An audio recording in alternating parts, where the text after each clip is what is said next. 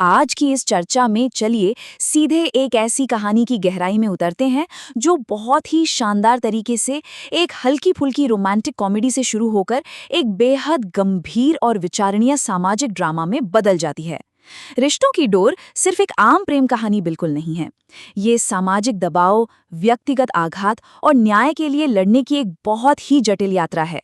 शुरुआत में सब कुछ बहुत ही सामान्य और हंसी मजाक वाला लगता है, लेकिन जैसे जैसे परतें खुलती हैं, एक ऐसा सच सामने आता है जो सच में झकझोर कर रख देता है। मुख्य पात्र सत्तू का ये डायलॉग बहुत ही सहज है। वो कहता है, सच बोलने के पहले सोचने का क्या। ये बहुत ही साधारण सी लगने वाली लाइन असल में एक बहुत ही शक्तिशाली विचार है। ये हमें एक ऐसे सफर पर ले जाता है जहां समाज की बनाई गई खोखली मर्यादाओं और किसी के गहरे व्यक्तिगत दर्द के बीच एक सीधा और तीखा टकराव होता है। क्योंकि जब सच बाहर आता है ना, तो वो किसी की परवाह नहीं करता, और यहीं से इस पूरी कथा का असली संघर्ष शुरू होता है। तो चलिए कहानी के पहले खंड से शुरुआत करते हैं, सत्तू और कथा की शादी। यहाँ दो बिल्कुल अलग दुनिया के लोगों का मेल देखने को मिलता है। एक तरफ सत्तू है जो अपनी एलएलबी की परीक्षा में बार बार फेल हो चुका है और उसकी सबसे बड़ी परेशानी बस यही है कि उसकी शादी नहीं हो रही है। और दूसरी तरफ है कथा, जो एक बहुत ही संपन्न परिवार से है और अपने ब्रेकअप के गहरे सदमे से जूझ रही है। मतलब दोनों की दुनिया एक दूसरे से इतनी अलग है कि कोई सोच भी नहीं सकता कि ये दोनों कभी एक साथ होंगे। फिर कहानी अचानक से बहुत तेज रफ्तार पकड़ लेती है। कथा का आत्महत्या की कोशिश करना, सत्तू का ऐन मौके पर आकर उसकी जान बचाना, और उसके बाद जो होता है वो समाज की एक बहुत ही अजीब सच्चाई दिखाता है। बदनामी के डर से कथा के माता पिता आनन फानन में बिना कुछ सोचे समझे इस बेरोजगार लड़के के साथ अपनी बेटी की शादी तय कर देते हैं, और कथा इस फैसले को बिल्कुल सुन्न होकर चुपचाप मान लेती है। इसके बाद आता है हमारा दूसरा खंड, शादी के बाद की दूरी। ये हिस्सा बड़ा दिलचस्प है। शुरुआत में दूरी की वजह बहुत ही आम और मजाकिया सी लगती है। कथा सत्तू के साथ एक ही बिस्तर पर सोने से मना कर देती है और कहती है कि उसे सत्तू के खर्राटों से परेशानी है।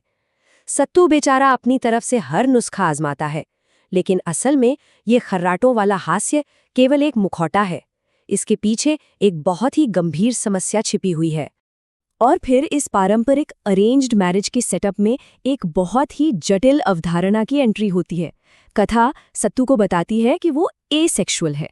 सत्तू जैसे छोटे शहर के सीधे साधे लड़के के लिए ये समझना बहुत मुश्किल हो जाता है। वो पूरी तरह से हैरान रह जाता है।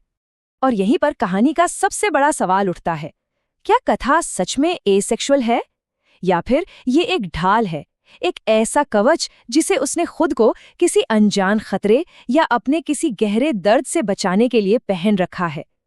ये रहस्य पर्दे के पीछे चल रही उथल-पुथल को जानने की उत्सुकता को और बढ़ा देता है।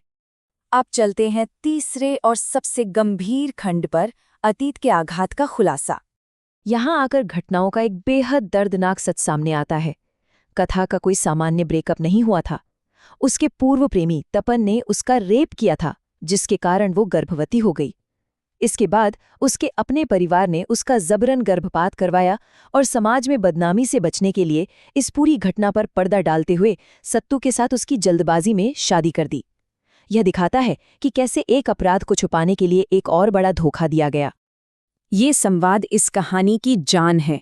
ये सीधे तौर पर डेट रेप की भयानक वास्तविकता और सहमति यानी कंसेंट के स्पष्ट उल्लंघन को रेखांकित करता है।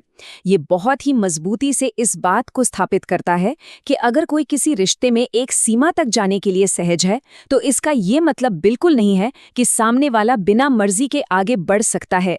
ना का मतलब हमेशा ना ही होता है। आइए देखते हैं चौथा खंड, समाज का डर और दबाव।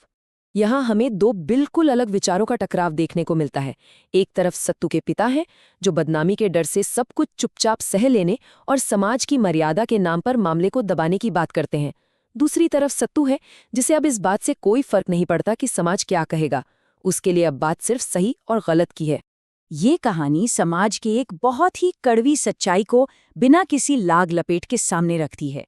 ये दिखाती है कि कैसे झूठे सम्मान और प्रतिष्ठा का भ्रम बनाए रखने के लिए पीड़ित की आवाज को ही दबा दिया जाता है। परिवार की छवि को न्याय से कहीं ज्यादा अहमियत दी जाती है। और अब पहुंचते हैं आखिरी हिस्से पर, खंड 5, न्याय के लिए संघर्ष। यहाँ मुख्य पात्र का एक अद्भुत बदलाव देखने को मिलता है। सत्तू, जो अब तक एक नासमझ सा पति लग रहा था, अब समाज के तानों और परिवार के विरोध की परवाह किए बिना कानूनी कार्रवाई करने के लिए खड़ा हो जाता है।